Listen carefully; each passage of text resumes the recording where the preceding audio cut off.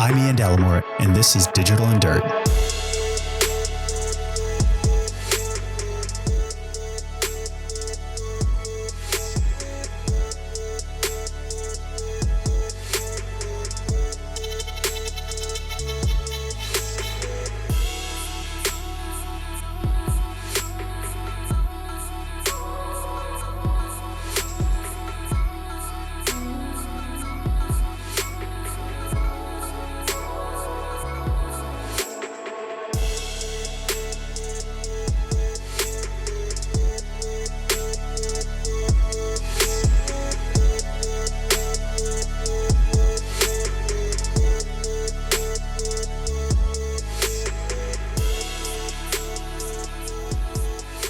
All right, welcome back, guys. This is a special episode, and I'm extremely excited to introduce my next guest. He's not a guest. He's a very good friend of mine. He's been on the podcast.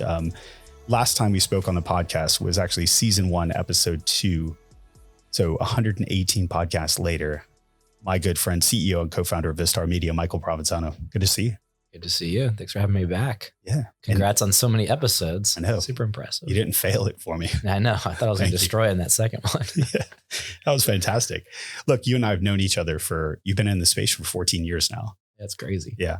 So I'm going to give just like a step back, and I encourage our listeners to go back, listen to season 1, episode 2, that podcast. You really dive deep into, but I'm going to give just like a very quick summary, high level, but some of the things we touched on is just how you've always built something ahead of its time. Invite Media, which you went on to sell to Google, then Vistar, where your vision kind of led to the development for the out-of-home channel. And one of the things that I truly am passionate, you really are a good friend of mine personally.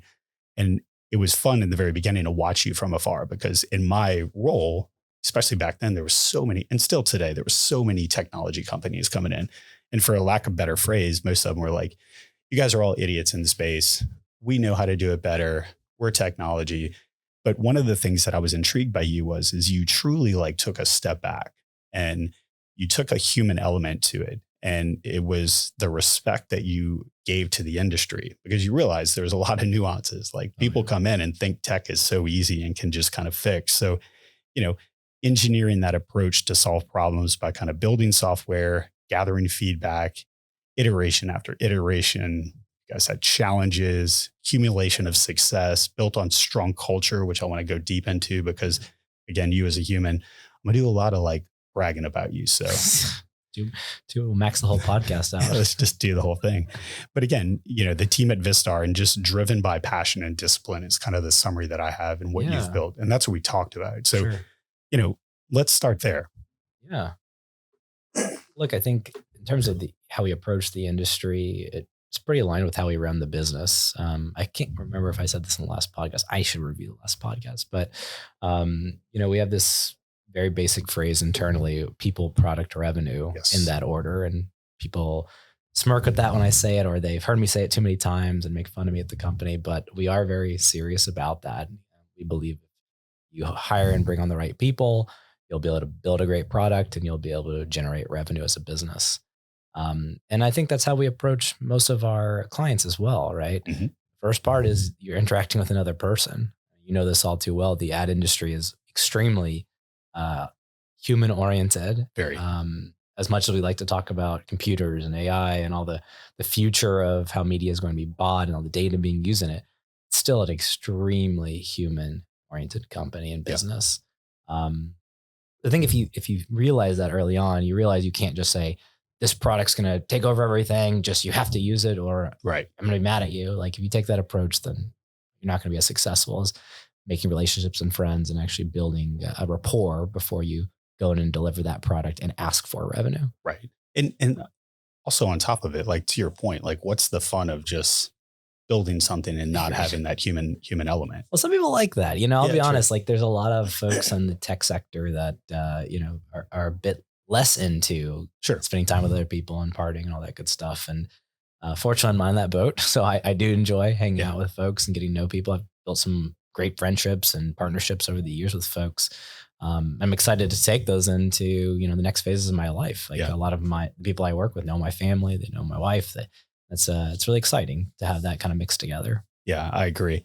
So let's, I'm going to read the headline, and it's why we're all here. Okay. I'm beyond excited. Again, we've never had a repeat guest, but this one's just kind of made sense. Yeah, of course. And you were kind of fitting for that, right?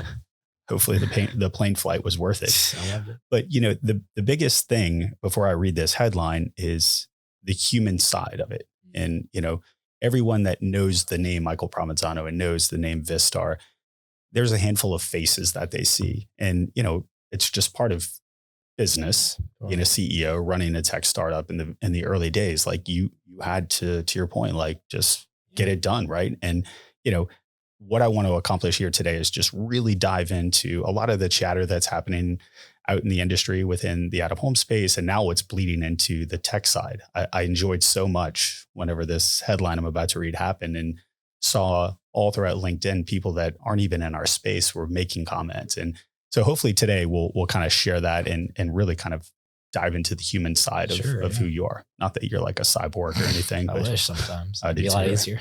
Right. All right. So this is why we're here. T-Mobile to acquire Vistar Media, fueling better ad experiences for customers and more effective products for advertisers. True. So that's from T-Mobile. So Vistar Media purchased by T-Mobile. Everything's a go. That's Congratulations. What they say. Yeah, we're all go right now. Yeah. Depending on when this podcast gets announced. So we're driving toward close.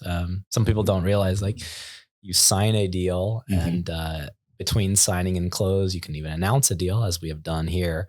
And then you actually have to close the deal, which is a bunch of fun legal work and a lot of money spent on lawyers. Imagine. But I would imagine, and I don't want to go too deep into it so that we don't have to edit the podcast and have legal involved, but it's got to make you proud too. We kind of talked about it driving over here, knowing the business that you've run. You talked about people, talked about product.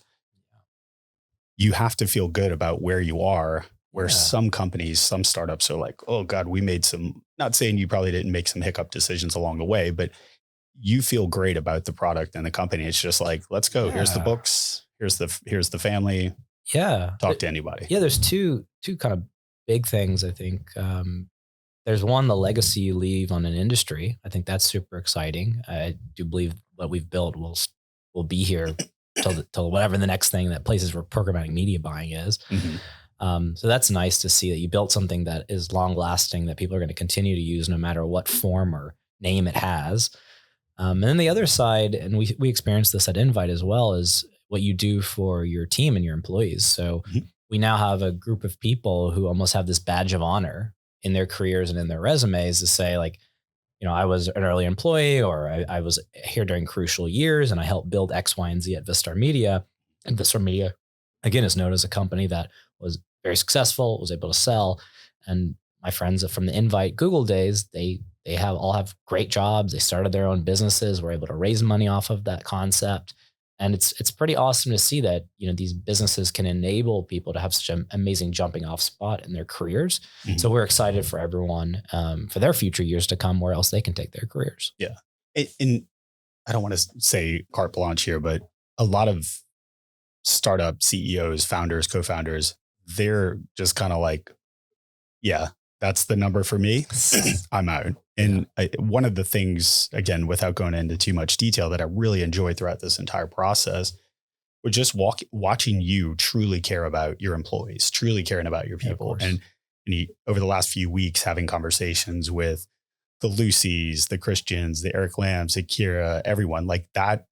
It's amazing to hear them talk about, to your point, like as exciting as you were, but more importantly, watching you make sure before this deal is inked, like I want to make sure, not from a monetary perspective per se, but also I want to make sure that there's something here for my employees to continue to innovate and build upon, as opposed to I'm checking out. Good luck to everybody. Yeah. I'll be on an island. You and I have jokingly said, like, you're like, there's no island to go to. No. And I like working. So it's maybe my own curse, but no, it's really important that everyone likes the home that we go to at some point, right? Mm-hmm. So, over the years, we had talked to different acquirers. We talked to private equity firms. We went through the whole gamut. So my team's kind of heard from everyone at different points. And we were at a fork in the road where we did make a decision to move forward with this deal. And I did consult actually a good amount of the employees of, hey, like you've been with me forever. Like this is going to be the next steps and forever. Like, are you excited? Yeah. And they were pumped about the opportunity. T-Mobile specifically is a client. They're like one of our biggest clients because they use actually all of our products across the buy side, sell side, everything. And so it's like, well, yeah, they've been a great client of ours. We know them well already. It was a great place to be for them. Yeah. So let's kind of take a step back. So Lamar, obviously public knowledge, we invested 3 or 4 years back into the company.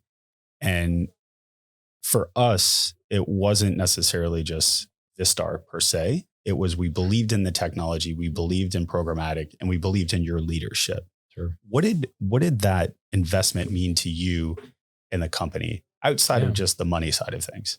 Yeah, sure. I mean, now that I look back at it all, that was definitely a big jumping milestone, big change in the company, and that is really the first person, really to put money where their mouth was and said, "This is important for the space." And it was the top company in out of home saying, "Hey, programmatic's a real thing. It's going to be around for a long time, and Vistar is the best company to be doing it." So that was a substantial moment for our business and for the industry. With T-Mobile coming in, I feel like that's another stepwise function of here's the next thing that's happening.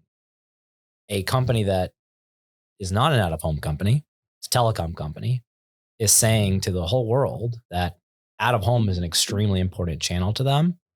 And my hope is that it changes the way a lot of brands look at out-of-home in the future, knowing that such a powerful brand that's very consumer focused is saying this and put this statement out there. Yeah. And it's, people often say like, well, why does it make sense for a carrier or a cell phone company? You and I were joking before over here. You said that on the Reddit, which by the way, you should never read the comments. You can't read Reddit. But you said that somebody said like, does this mean my cell phone bill is going to go up? Like, yeah, it's wild, right? But so maybe kind of shed a little bit of light more on, I think a lot of people, even within the out-of-home space, even within the media space, or even outside on the tech side, T-Mobile is a pretty robust, you said they're using all of your tools. Maybe give our listeners a little bit more on like what those tools are that Vistar has, but then also more importantly, like where's the connection with T-Mobile? Yeah, look, they believe that they can really make out-of-home truly targetable and measurable to the next level. They have this amazing relationship with their customers. They have access to this amazing data set across their assets. And they believe they can really tie the loop in terms of measurement in out of home. And I agree with them. They definitely can. Yep. So that's one of the biggest opportunities that they see. They also have a massive retail media network. And they're leading the charge on what retail media means, especially in store. And so we've been working with them on powering their retail media network from an ad delivery perspective and monetization perspective. And our intention is to take that and grow that into other retailers across the world as well. And for our listeners, the product that you guys have is Cortex Media. It actually powers Lamar's digital billboards and a handful of other place-based companies and even out-of-home companies. Exactly. Yeah. So Cortex is software that powers the screens, and then our ad serving platform is what's basically making all the decisions on inventory management, revenue, billings, all that good stuff. Yeah. And it's, we hear this whole like rise of retail media. And, for me, when we kind of learned about this deal, it's kind of like, well, yeah, T-Mobile has X number of thousands of stores. They have screens inside of those stores. And you and I were kind of talking a little bit earlier about this as well. So, and then the SSP, DSP side of Vistar as well. Like now it, in essence, can consolidate all of the media advertising buying, whether it's in their store, online, mobile, social, and out of home, into one cohesive. Yeah. There's definitely a lot of integration opportunities across the products and services of the business. So that's going to be what our next few months are going to be about. About that, yeah. And the other side of the retail media side is like the Cortex, and then the ad server component that's an immediate integration. So when people ask me the question, so it's really about like, how do they continue to grow that product? So I think they're almost like to a degree, kind of our guinea pig of one of the largest retail media clients we have today. We have a few other retail media clients, but T-Mobile is probably one of the biggest. And really being able to say like, well, what else do you need? And being in house now, being able to say, all right, what are the exact feature sets, get that quick feedback, that honest feedback, and then being able to take that and say, okay, cool. Now we can apply this to other retailers. It's gonna be super helpful. It's almost like we acquired AdStruck about a year ago, and the AdStruck platform, when you show that to an out-of-home buyer, their reaction is like, "Oh my God, this was built for me." And it's like, yes, it literally they listen to buyers and they built exactly what they needed. And I want to feel similar to retail media. I want to walk into a massive grocery chain and I want to demo our product and then say, "Oh my God, this is exactly what we've been looking for our in-store opportunity." Yeah. How every time I'm up in New York and we go have dinner, I'm always fascinated by I have that entrepreneurial mindset as well, but you seem to be on another level in the sense of like leading a company. You're leading both through innovation, but on top of it, you have the natural ups and downs. Running a business, it's not easy. How do you personally stay focused and resilient during the tough times? Yeah. I'm reversing back for our listeners because I want to know how you got here and how you dealt with it. Because it's not always. It's not always rosy. Yeah. I mean, I probably hide most stuff. It's probably the easiest way to get through it. But no, look, I mean, I think you're like me. We both are pretty strict in our routine, right? I work out many days as I can a week. I stick to that. I stick to trying to eat healthy, right? Like if you're not in a healthy state of mind, if you're not taking care of yourself, you're not sleeping enough, all that stuff's just going to make you not be able to perform. Yeah. And all business is just, it's not maybe as physically intense as an athletic life, but an athlete needs to perform every game, every practice, whatever it is. I need to perform every day as well. So I think it's that core stuff super important. Yep. Surrounding yourself with positive people is important too. So that goes back to the people, product, revenue. Yeah. If you got a bunch of people on your team that are not fun to be around or positive to be around, I should fire them. Yeah. Well, so let's, and side note, we're trying to get him to buy a ice bath.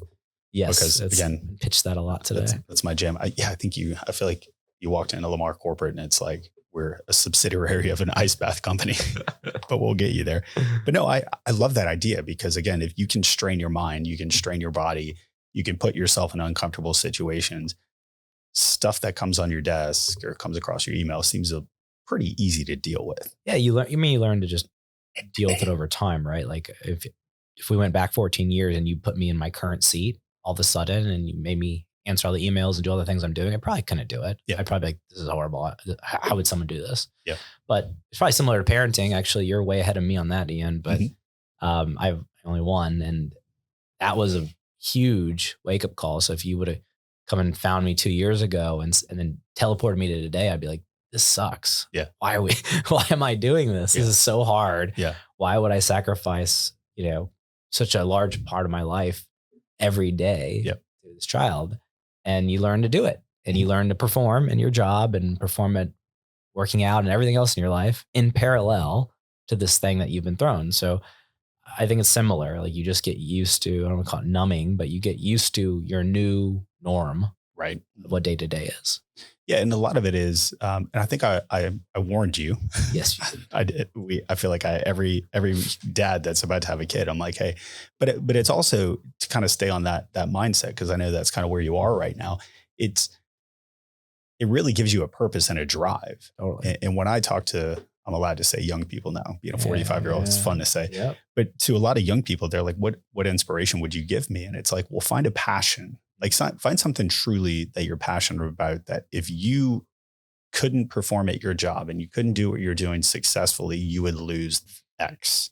Yeah. And for you and I, it's a bit more extreme. It's, triplets and a little guy, and yours is a little 2-year-old and a wife, but that's people kind of laugh at that. They're like, yeah, but that's separate from work, but it's like, it truly is. So I, love to hear your kind of thoughts on that. And then I want to talk about like how you built your team to where they are.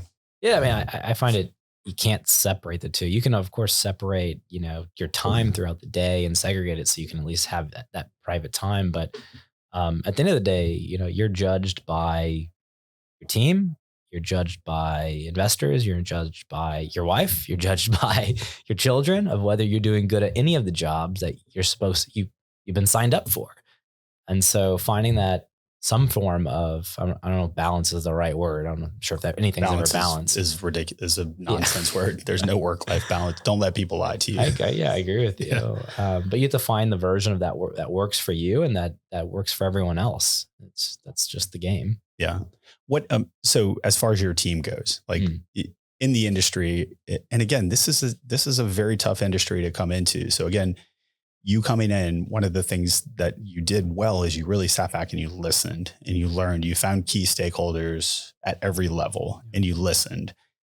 Simultaneously, you built the right team to come in. And look, it's funny to say that like some of these are iconic names, but some of these people are iconic now in the out of home space where people, Lucy walks into a room, everybody knows who Lucy is. Yeah. Everyone knows her. Shout out to you. If you don't, you're going to know soon. You're going to know real fast. But that's difficult in the early days to build a team because just like finding your inspiration, now you need people every day that's going to take your innovative, crazy idea, believe in you, run with you at a crazy speed. And I would probably guess 14 years ago, you guys weren't paying what you pay now. No, definitely not. Look, you have to sell people on a dream and what the vision in the future will be.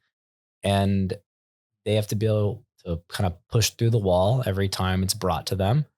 I remember we used to go to events, AAA, like when, I don't even know, 10 years ago. And no one wanted to talk to us. It was like, oh, don't talk to those guys. Those crazy guys on the computer trying to do something we don't want to do. Mm-hmm. And you just have to believe that people don't understand what we're trying to do yet, but they will understand what we're trying to do and we'll get them on board over time. But it was our ability or our inability to explain ourselves to people. That's all you're doing, right? At the end of the day is like, you're not hoping for bad things to happen. You're trying to show people, hey, there's this future out there that we believe is going to be healthy for a win-win for everyone, buyers, sellers, data providers, et cetera. But we have to prove to them that this is going to be better.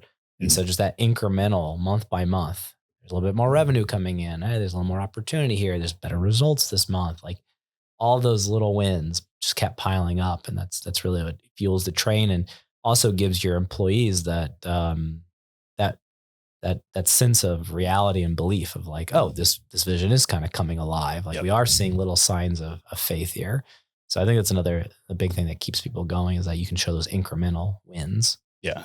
So you're kind of touching on that, but the Vistar evolution. So from day one, when you first got into the space, you sell Invite Media, you take some time, and then you have this vision. I know season 1, we talked about this a bit, but maybe kind of give like a high level. And then I really want to dive deeper into like from the original vision to where it is today. Could you have ever imagined? Yeah. Funny enough, we actually had an offsite the other week. And this is one of the things we talked about that was kind of interesting is like both the vision and the mission of the business hasn't really changed. Mm-hmm. The our ability to be concise with how we describe it. Shout out to Leslie, who leads marketing for Vistar. She's the best. She's a much better writer and a communicator than I am. And, we've been able to really condense down what it is that Vistar does and what we're trying to do. And, when you go back to it, it's like, the mission was to allow marketers to communicate effectively to consumers and make a value exchange for both the buyers and agencies and the media owners. And I think we continue to do that, improve that. And then on the vision side, it was to power and enhance every transaction in the global out-of-home industry. And we still do that. We just weren't as eloquent at the time explaining what we were going to be doing, but we never built a piece of software and then completely deprecated it. In some way, shape, or form, everything we've done has been just adding to the stack, getting bigger, doing more of what we've always said we were going to do. So that is one thing that's pretty unique because I think a lot of startups do start and then, they pivot and they do something totally different, which is fine. There's nothing wrong with that, but it is unique that we said we were going to do this and we did it. How do you think that was it? A lot of it was the buy-in from out of home people. Was it probably not that in the early days? In the early days, probably just stubbornness, honestly. Yeah.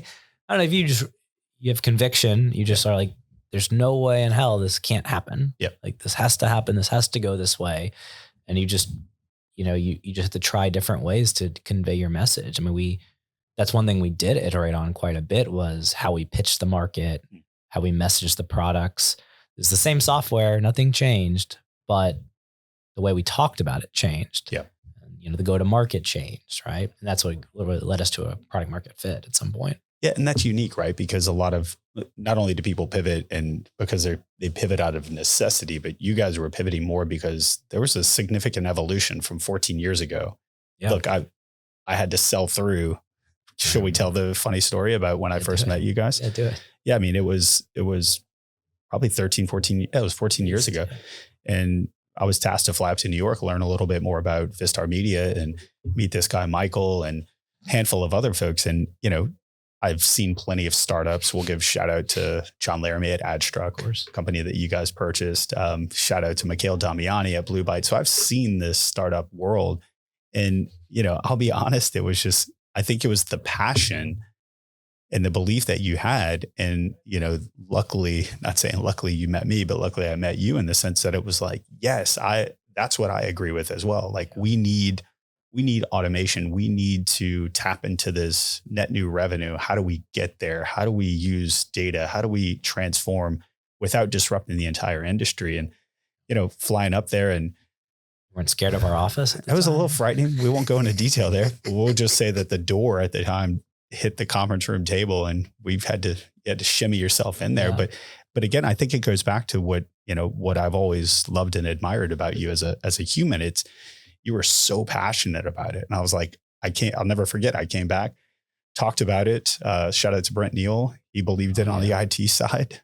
He actually asked for a shout out, and that just worked in perfect as well. But, I love that because I came back and I was like, look, I don't know if this company is going to last long, but they are run by leadership and they have tech.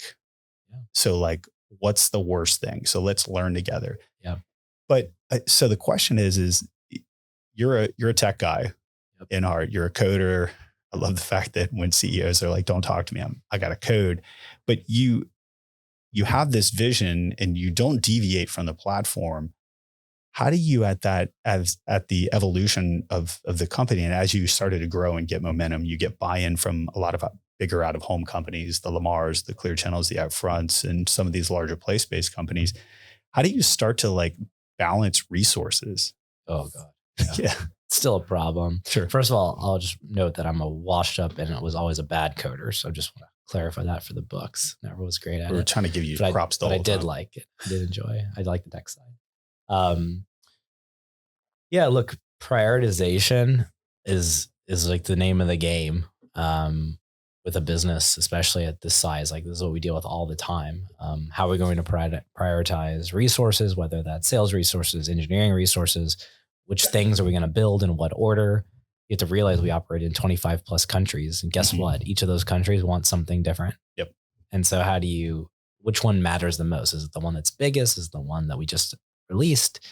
So prioritization, the role of product usually, and Kira, for example, who leads product, it's a really hard job. Mm-hmm. I always joke with Kira, I'm like, who's going to hate you this quarter? Yep. Because someone you're going to give something to, and they're going to be very happy with you or potentially partially happy, but you're going to give them something, but 20 other people, you're not giving what they want. Yep. And they're going to hate you, and they're going to bother you all quarter for the next thing. So really prioritization and allocation of resources are probably the one of the hardest decision-making things you have to do day to day when you operate these businesses, especially to your point, as you get a lot of clients who have more requests, more requirements in order for you to even operate their businesses. Right. And that gets stressful. Yeah. And you could make the wrong decision by chasing money. Yes. And pleasing, client X. Yeah. While missing the vision. So, Yeah. Well, one common problem that we see, especially on the competitor side, is like people will get one client and then they'll sprint to the next. Right. And they don't keep the client they won happy. And then so we were in it for the long game, right? We've been doing this for 14 years. So when a competitor wins a client and then they're rushing to the next deal, but the current client they got, they're not keeping happy. They're not building all the things they promised. Well, guess what? That contract probably ends in a year or two. We're there to catch it. So that happens a lot in business where I think people are just trying trying to promise and save the next thing and vaporware sell their way to the end. Yeah. And you can't trick technology. You can't trick the evolution over time. It's eventually going to catch up, or it's going to cost you. It's going to bite you at some point. Yeah. It's going to cost you a significant amount of money. Yeah. And I never stopped to think about, like, you guys never went off course. No, we looked at mobile many times because there was always that tie, as you guys know. And that was, we partnered, right? Instead of building it, we always partner with mobile companies. That was a thing that made a lot of sense, buying mobile and out of home together, reaching the on-the-go consumer, all that fun stuff. And we thought about it many times, like, wow, imagine our own mobile bidder. Imagine if we could have mobile and out of home in the same interface. Like, it's a no-brainer that people would use it. Yeah. And you realize from a product market fit perspective, it isn't a no-brainer. The buyers of out-of-home and mobile are different, and they probably wouldn't log into the same account to do both. And of course, there are omnichannel DSPs where that does happen, but the majority of buying is still not like that today globally. Yeah. So what over the years, 14 years, key milestones that have kind of helped shape the journey? Maybe some of them kind of, a hiccup made you realize, like, that's the wrong path. But yeah, definitely. Does some kind of come to your mind? Yeah, look, I think in the early days, people forget, like, you're just, working with engineers to build software and then pre-selling it to people. Like, you're showing demos of something that's not even fully baked. Mm-hmm. And, people say, oh, great, let's use it. And you're like, well, I need a few more months, So the first months of these businesses, if not almost the first year, is pretty dead on the business side. It's really a heads down engineering thing. We didn't hire someone on the business side probably till year 2 or so. It was a while before we did. So probably the first milestone was just the marketplace turning on. Yep. So, like, you could log in as a buyer, you could log in as a seller and transact. That was like the basics, brass tacks. And then when you have that, the next would be being able to integrate with a media owner. And even those integrations were really complex in the early days. This sounds crazy talking about it now, but early days when we would talk to CMS companies or media owners that had their own CMS, everything was on a loop system, right? Yep. So just play over and over again. And when we said, like, well, we need you to track every single transaction, every time you show an ad, we need to know about it. People were like mind blown, like, oh my God, how can we send this many requests? It's like, that's what computers do, guys. And it was just to make the industry transactional, as I would call it. It was probably one of the biggest fundamental jumps for the industry. Yes. So we moved into this, like, wow, systems are going to track every transaction like every other form of advertising. Let's go. And that took a big mindset shift for media owners and for buyers. But that was a fundamental moment in, like, year 2 or so, where, like, people started doing that by default, and that became pretty much the standard now. After the marketplace, though, probably maybe year 3 or 4, I have to check my calendar, but bringing in data was a big one. Mm-hmm. So in the early days, we actually first brought in carrier data. That's right. And we started buying that and building models on it of how people moved throughout the day and what were they doing and where were they. And if you knew that, you could better target out-of-home advertising.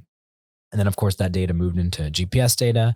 Now, full circle, we're talking about carrier data again, but the idea of using movement data to understand statistically the patterns of consumers and using that data to tie back to attribution and measurement, that was game changing for the pitch, game changing for the industry. Actually being able to bring ROI to clients on the brand side. I mean, that was a massive milestone for us. Yeah. And to be able to look, act, and behave like other media. Exactly. Is key. Yeah. I mean, you want to feel like a unicorn, you feel special and stuff, but if people don't know where to put you at an agency in terms of buckets of money, you just get kicked out. You got to fit into something that makes sense. And audience-based buying was how most online media was bought. So if we could fit into that, that proved to be really productive. Yeah. So I've said this statement quite a few times, but the importance of employees, the importance of people. One of the things that I've loved from day one, even in that office that you guys were running, you really kind of have set the standard in culture in the workplace, which, oftentimes it can kind of be this fun little cheesy word that people say, and it's part of their mission statement, and they may have a podcast, and their HR department may talk about culture all the time. But, one of the things that I've always seen and has seen an evolution as well within your organization. And obviously it goes back to people, but the culture that you have at Vistar it's fun while you guys still continue to like grind and innovate while you're working in a relatively like traditional corner of advertising that is out of home. Like, explain that. Cause you guys all of a sudden become like, if I'm going to coin the phrase, you guys are all of a sudden like the really cool kids where it's like, wait, these are our tech friends. And it's like, everybody wanted to be friends with Vistar. They're like, yeah, it's my guys. Yeah. That coin flipped. I mean, it wasn't always like that. I think, without a doubt. You remember those days, but, look, I think we were left a little bit in a corner in the early days. So you had each other. And so we were a very close knit team, kind of did everything together. And we were also very young in our careers at that time too. So you just had that life of living in New York, living in Philadelphia. And obviously those are massive cities where it caters well to that age group and that lifestyle. And yeah, I mean, that foundational relationship that we had with most of now people who are in leadership and management roles, the company, kind of trickled down. Like they've passed all that kind of behavior and culture down to the next level, the newest people that work here. So people know what the company is about. And we just had an offsite, a global offsite with the whole company, 300 people, or 250 came, but it was amazing to see. It was almost like we never missed a beat. It was the same culture, even at this size, people having a blast, no one taking themselves too seriously. And it was really amazing to see that we were able to kind of persist that over all these years through so many new hires. Yeah. And as a leader in a tech startup in the early days, as opposed to now being a air quote grown up business, I mean, that can become tough because it can be like, all fun. But what I've always loved about it is everyone, even probably within, which I would love you to talk about, is everyone within the walls of Vistar, they're competing for time and resources as well within each other. While at the same time, it's like, if Kira isn't doing her job in producing the products, then maybe Eric Lamb and his products aren't working, and Christian and his products aren't working. So it is a unique, it's like intense. Yeah. It was weird because you're friends with everyone, but you're in these very tense situations all the time. Because something, might be delayed and it's trickled down and affected multiple teams. And it's like, well, I always ask, like, what's the result? Like, what does accountability mean? Does it mean we're going to slap someone on the wrist? Does it mean someone has to get fired? Right. That extreme? Like what's the answer here? And typically the answer is like, we need to have a retrospective. We need to sit down and make it clear that we can't let it happen again. And here are the things we're going to put in place to make it not happen. And so, you have to switch from kind of friend mode all the way down to like, this is a very annoying and serious conversation. Like, people's jobs are on the line. People's clients are on the line, right? Lose a client because you don't bring something to market at the right timeline. It's been, it's interesting. You have so much more to lose later on as well. That's another pressure cooker point. Early days, you don't have any clients or you have very few clients, and the risk of losing or risk of anything is very low. Yeah. So if people mess up, you kind of like, all right, well, we can try again, guys. Yeah. Now it's a fairly large business, and it's like, oh wow, mistakes cost lots of money. Right. There's an error in the code for transacting media. 60 grand can go out the door in 5 minutes, and you're like, whoops, like, and it's like, okay, well, is it the engineer's fault? Is it QA's fault now? Is it the product team's fault for not seeing that come out? It's interesting. Like the issues just become way bigger, way faster. But at the same breath, it's from a culture perspective, it's without each other, all clicking as one. So that's a fun side of it as well. Yeah. Well, yeah. And if we didn't have that, and to your point kind of earlier in the conversation, like if we were this like very robotic group of people, we didn't know each other, we were remote all across the world and have never been friends, never knew each other. Like, I'd imagine the conversations between each other would be pretty intense. Pretty blunt. A lot of F-bombs, a lot of anger. Yeah. Of, hey, you're the cog in this wheel that's causing me trouble. I want to get rid of you, cog. Right. And, that doesn't happen because people know there's a human on the other side, and that human's one of their friends. So one could argue that maybe that's not good for business. Maybe we could be more profitable. Maybe we could be better. But I don't think anyone at Vistar wants to work at a place like that.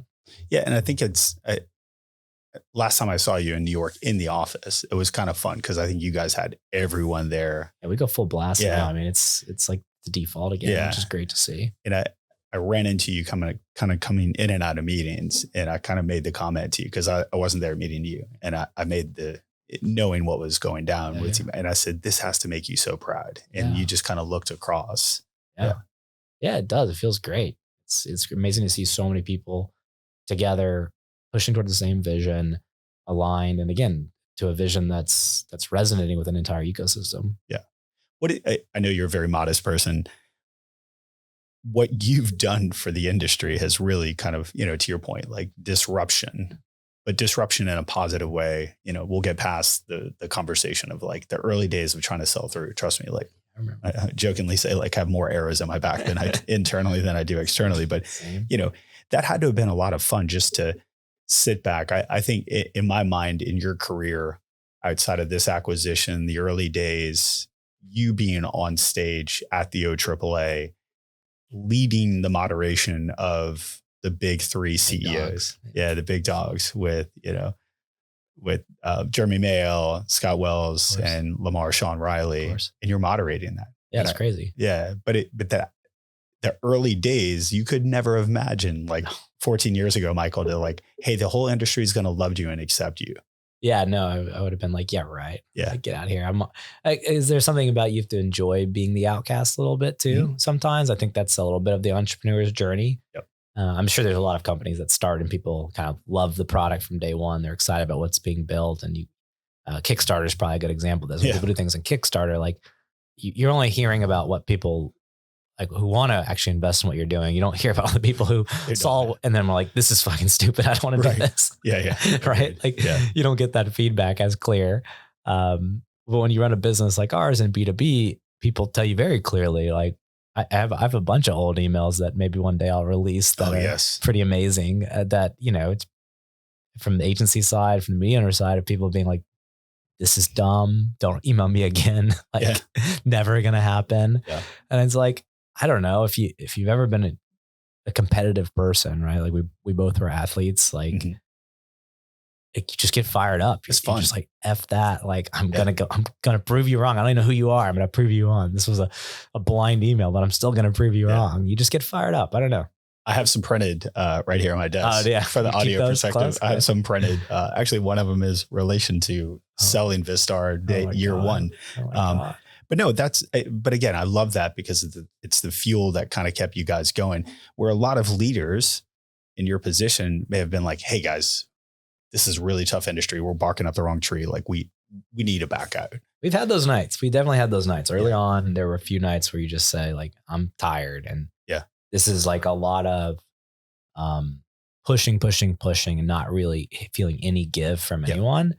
And look, that's a hard, I think there's a little luck in that for us, but I think there's a lot of startups that keep pushing and they never get their break. They never get their chance, and they're 15, 20 years in and haven't scaled revenue, aren't maybe even profitable and still struggling. And there's a moment where you do have to decide, like, is this the right thing? Was this a good idea? Is this a good product market fit? Like if I'm getting so much negative feedback, there has to be something different I need to do. So I do think that, like, as tough as maybe some of those early years were, I'm glad we kept pushing because clearly it was worth it.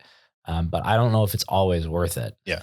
There's definitely companies that maybe should have stepped back at some point in different industries, of course. Well, and you're disrupting an industry right at like the evolution of technology. Again, we're talking about an industry that's 15 years ago, 20, we'll call it 20 years, 20 plus years ago, was still taking maps, putting stars where their billboards were and faxing them over to people. So, one of the big things you're also doing is you're trying to introduce yourself as, hey, we are not replacing this process or the evolution that was happening on, we weren't faxing 14 years ago, but there was still some people were. Yeah, some people were. Jesus.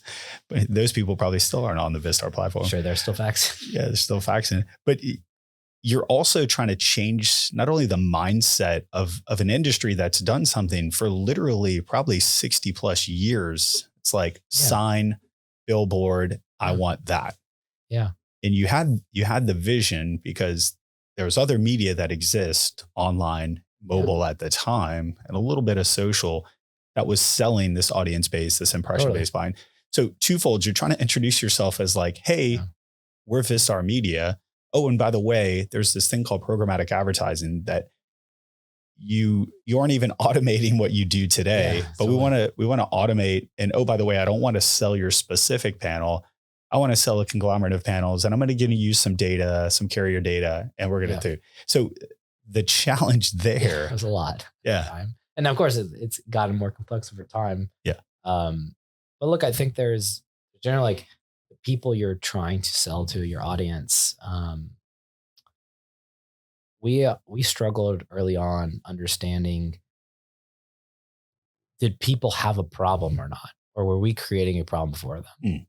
So, give you some basic examples. Like if you were a seller at a large media owner and you were making good commission every year, you didn't need programmatic. Like your life was good. There's no reason to have programmatic involved. Like you were very happy. If you were a public company and out of home and like Lamar, producing great dividends, performing extremely well, there's nothing that you needed. The market was happy with the result. The people who you had to report to at the end of the day were happy about what's going on.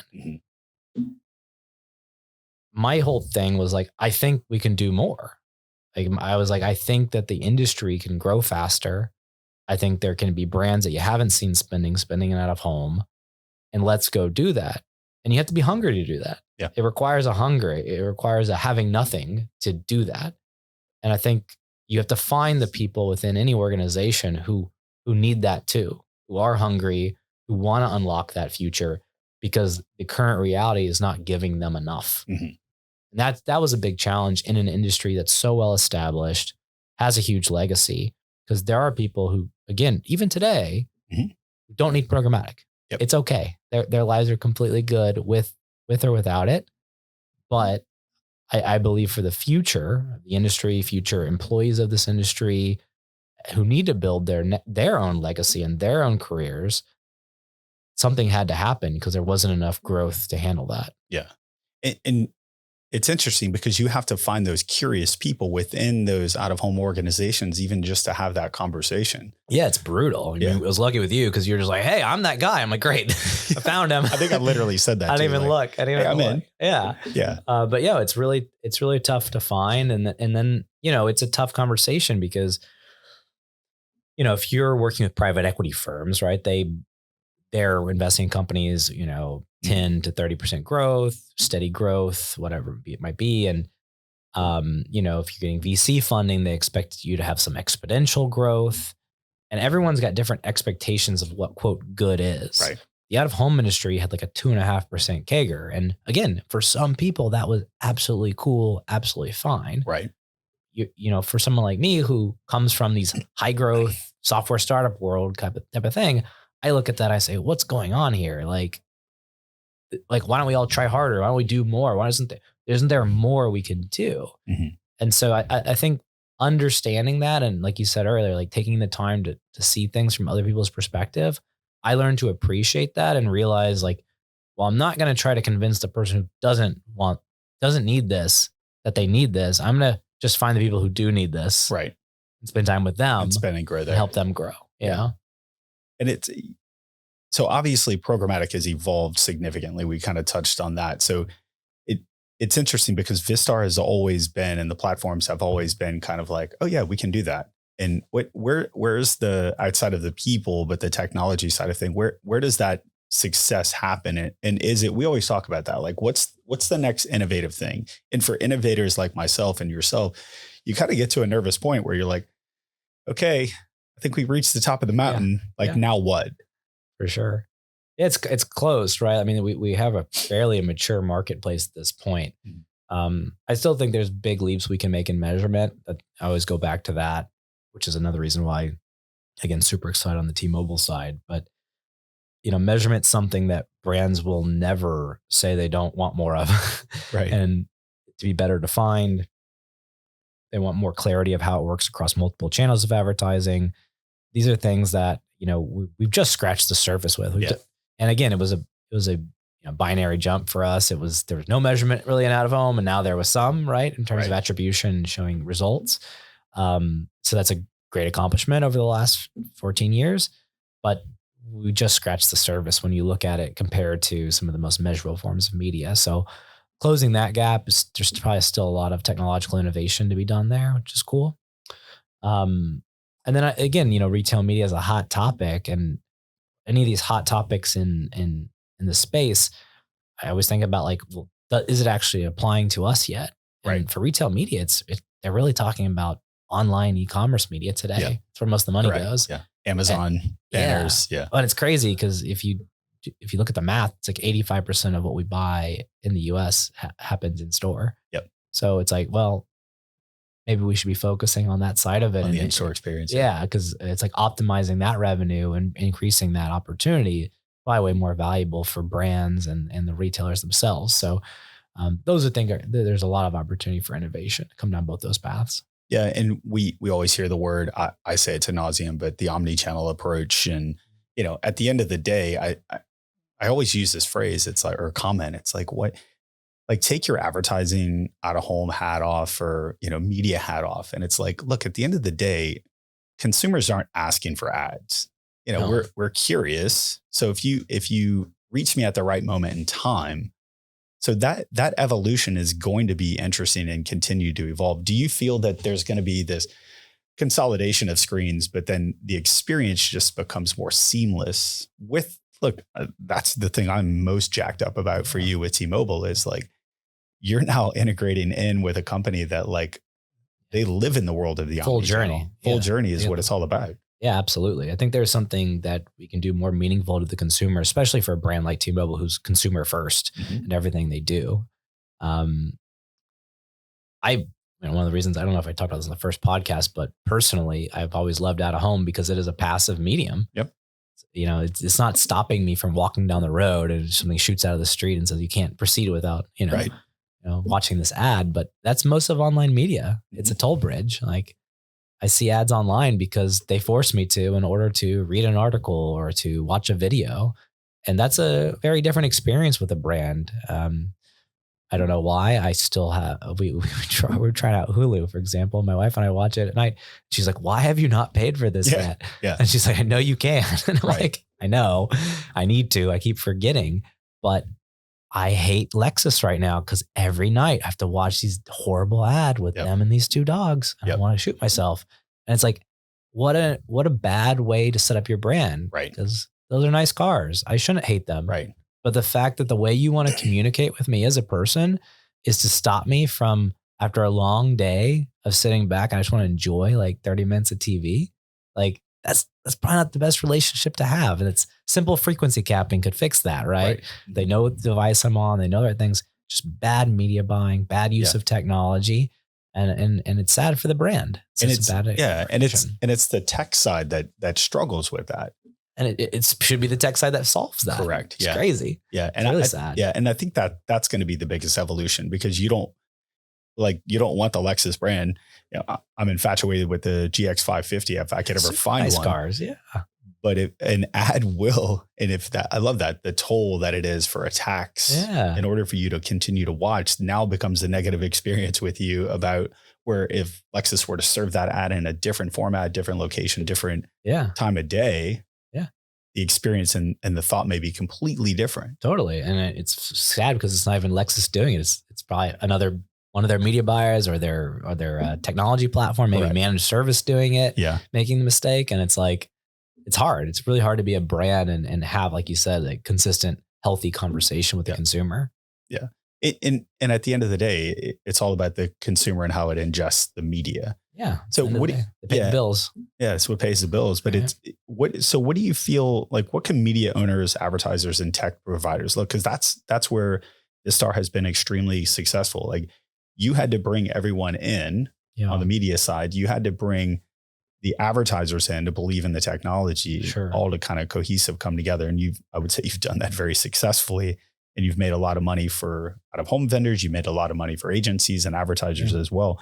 But touch on like the importance of the collaboration and really pushing boundaries and where you see what is possible in out of home. Yeah. And not just from a creative perspective but like really, where do you think that we can go? Yeah. I mean, I think you're right in that everyone is here now. So all this like, oh, we have to get everyone together. It's going to be so hard. It's like, no, dude, like it's there. It's been 14 years. We did it. Mm-hmm. It's here. Everyone's at the table to make change. So some of the things I think a lot about is like the quality overall of the industry and the quality of the medium. So I think a lot about, can media owners spend a little bit more on the hardware they use? Can we have higher end screens and higher quality experiences for the consumer, right? Not every screen should just be thrown up whenever they can get one. Think about the location of the screen. And Eric Lamb, who runs our enterprise software business and is big on retail media, he retailers ask him all the time, hey, I'm going to put up 70 screens in the store. He's like, please don't. In typical Eric fashion, just please don't. Very stoic. Just don't do it, please. Yeah. And he's right. He's like, honestly, install one really beautiful big screen. If we look at our friends at Deco, they've done a great job of that. If you go to a Deco or a Clear Channel Airport, for example, like both of them have done a great job of like really impactful experiences, right? When you walk in to these places, and that's memorable. It's like, why not the same kind of concept as you think through retail? So I think meaningful interactions is important. I think the quality again of those interactions is important. Saving an extra $1,000, $2,000 on a screen that's going to be up for 10 years, like probably a dumb decision, guys. Yeah. Just spend a little bit more, have less, but high quality stuff, so that when people do interact with our channel of out of home, people say, wow, like that was actually a really intimate experience that I got. Yeah. All right. So kind of switching gears on the back half of the podcast here, really kind of going more on the personal side with you, if I may. We won't go too personal. We'll save that for dinner tonight off the mic and recording. But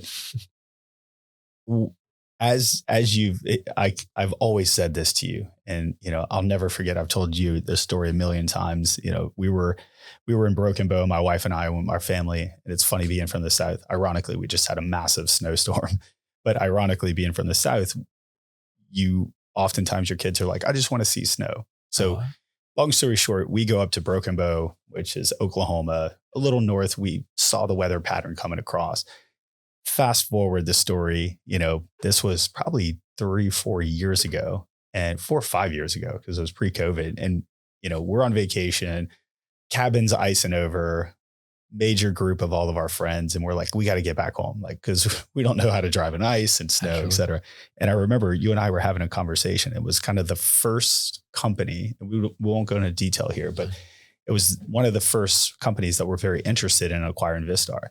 And I just remember telling you, I'm like, Michael, you have a legacy to leave. There's so much more left. Do you remember this conversation? I remember you saying this. Yeah. Yeah. What it obviously wasn't me that swayed you, but what's made you continue to kind of push? And I know for you, it's not, I want to get paid a check. For you, it truly was a legacy. And I wasn't trying to like poke at right.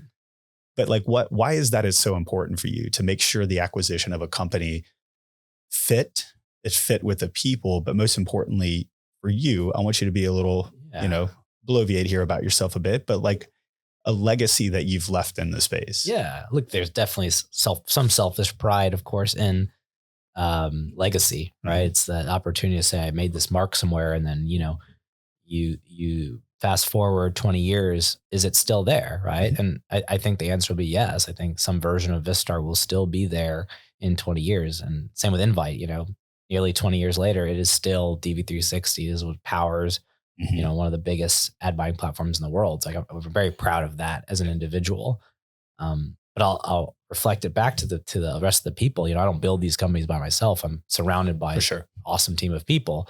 I just kind of guide it for the most part. Most of the people do all the real work. And so at the end of the day, like for everyone else, it's their legacy too. Yeah. Like they were a part of that team. To your point, those are all household first names that the industry knows now across the board, the Vistar team. And I think that's, obviously big for everyone else's pride and their self-worth. Right.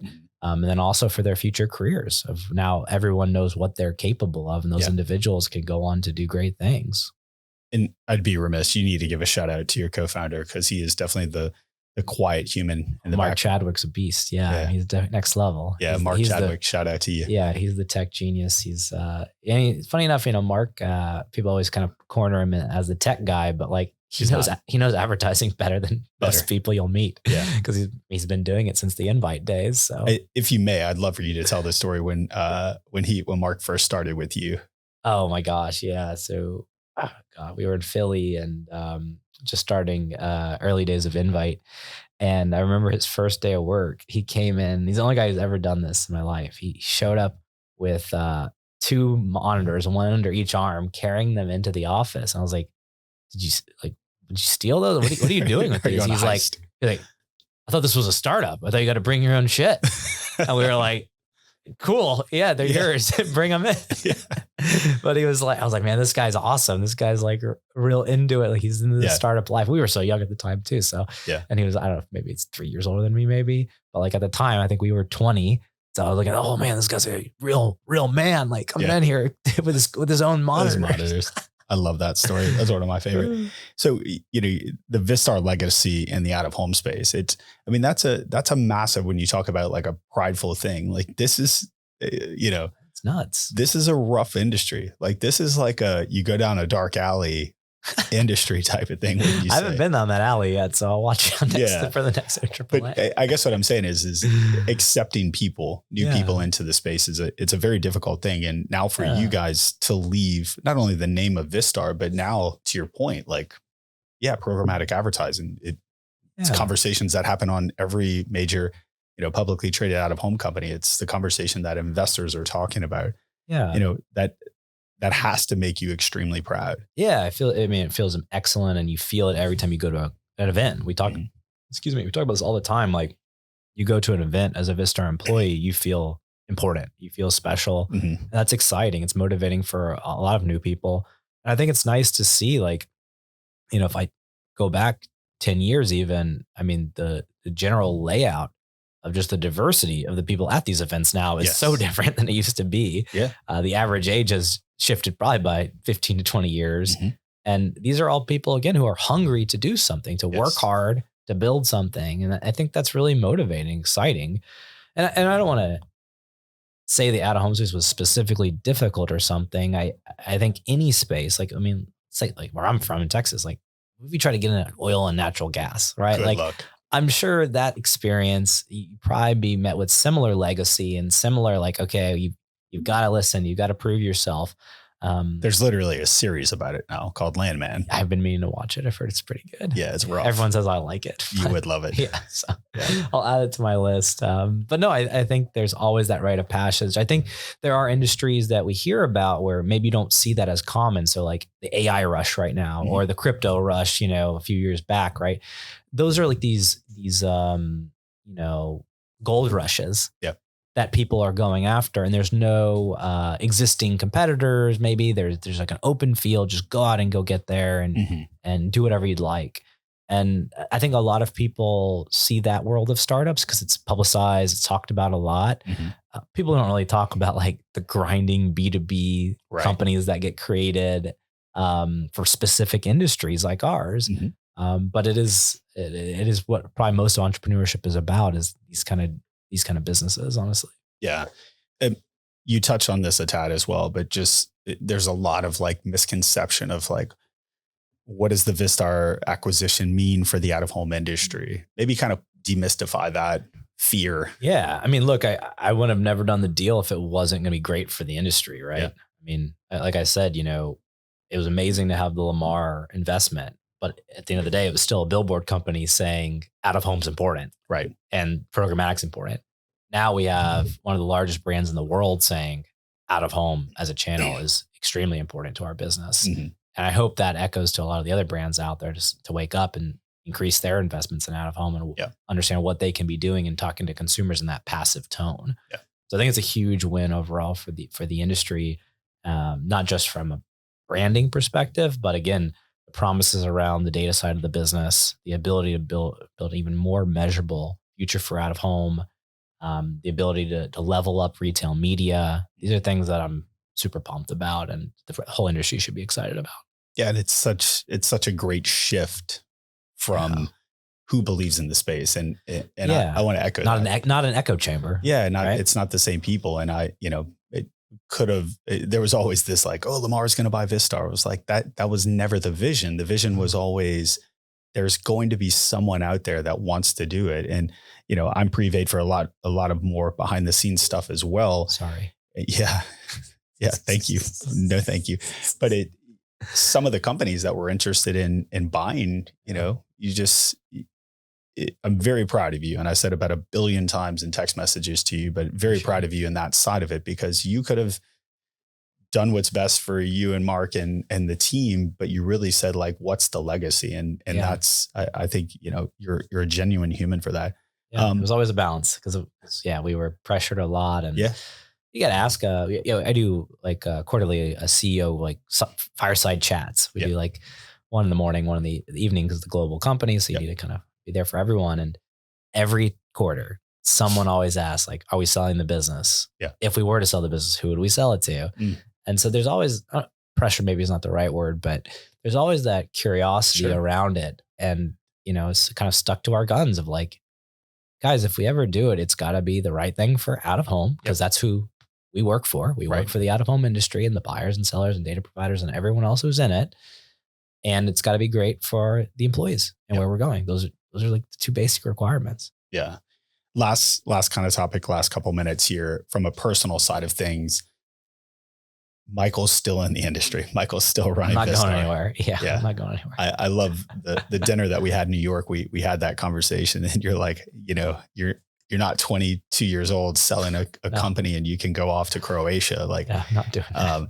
But we kind of share with as much or as little as you would like, but some of the passions, things that you have, you personally, that now this is going to allow you to really focus on, outside of just continuing to grow this business, but from a personal side of things. Yeah. I mean, like personally, I think everyone who knows me knows I work a lot. So I think there's potentially I'm maybe having a bit of a healthier life than, the startup grind. When you have it on your shoulders, it's pretty stressful at the end of the day. Cause, sometimes people are private equity backed. So you kind of have a gun to your head that way. With entrepreneurial life, it's really more, you have your own gun to your head all the time. Yeah. So I think there's like psychological stress that's removed now. So I think that creates a little bit more space to be a bit more aggressive in decisions, which is exciting.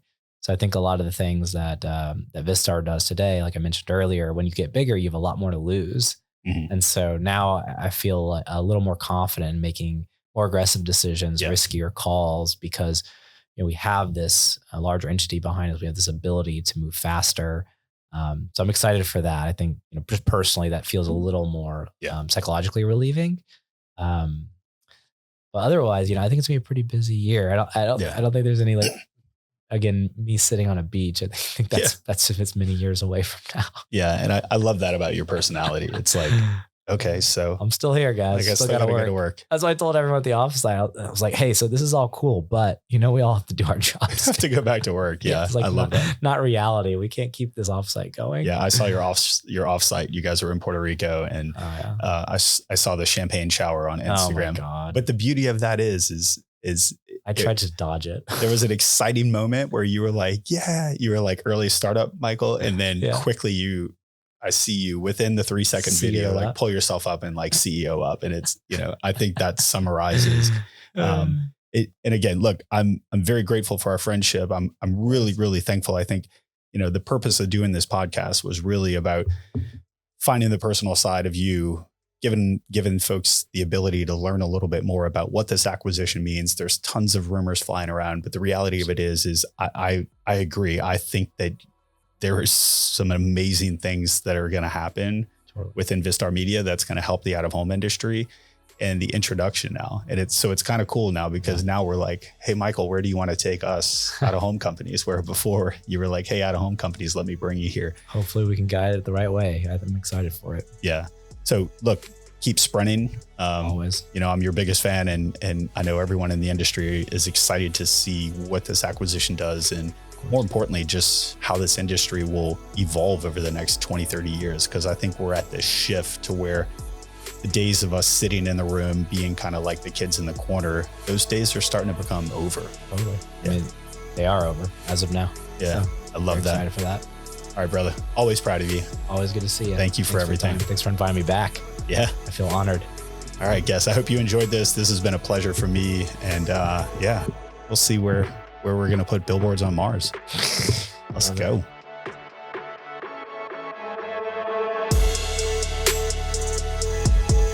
Thanks for listening to this episode of Digital and Dirt.